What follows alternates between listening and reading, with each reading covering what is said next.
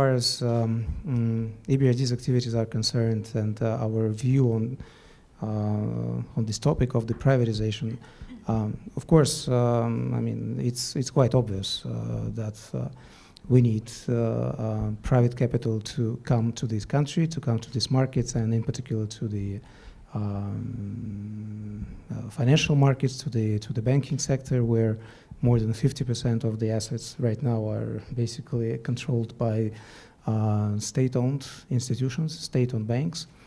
And if you look at majority of these state-owned banks' balance sheets, they do not look like normal bank balance sheets. They do not look like commercial banks' balance sheets, which tells you that about half of the banking system in this country right now is not really represented by fully proper banks in a sort of a traditional Western sense. They are over-invested in government paper. Their balance sheets are full with historic NPLs, and they are all undergoing through substantial reorganization, not reorganization, but transformation and restructuring process. Where we would see privatization taking kind of lead in the next 3 to 5 years is in fact the banking sector. And we have worked together with all the other IFIs, our fellow colleagues from IFC in particular, together with the authorities to develop a strategy on the privatization of state-owned banks, actually on a reform of state-owned banks, which implies privatization in the long run. Now, the strategy is available on their website, on the MinFin's website, so I'm sure you have looked at it or you can have a chance to do it. And it's a very well defined and elaborated document, in fact, that makes a lot of sense. And it was developed together with the help of one of the leading international consultants, in fact. So what it entails is that over the next, say, couple of years, some of these state-owned banks would potentially be invested by international financial institutions such as EBRD or IFC, for example. These investments would basically pave the way for the preparation for these institutions' privatization.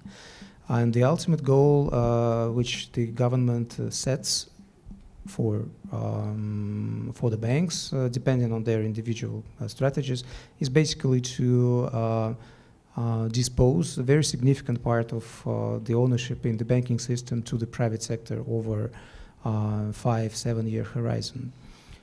If this could be done through IPOs, which means capital markets, that would be a fantastic result. And if you look at the bigger state-owned banks right now in the market, they cost a lot of money. The equity potential there is pretty significant, which can be realized over these years.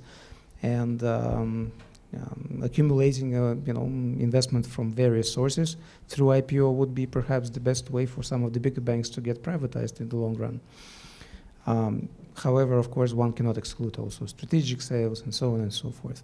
In any case, the goal is to make the institutions privatizable in the first place, right? And this is what we as international institutions, at least as the EBRD and IFC always do in this situation. We call this pre-privatization investment, whereas we enter with certain financial instrument, we work very closely with the bank. We participate in their governance together with the majority shareholder, and we prepare the banks to become interesting assets for private investors. Because private investors, they don't bother with development story, as we would call it in our EBRD jargon. They worry about the value potential, and the ability to extract value for them as shareholders. So these institutions have to become interesting. They should represent value creation potential for the investors.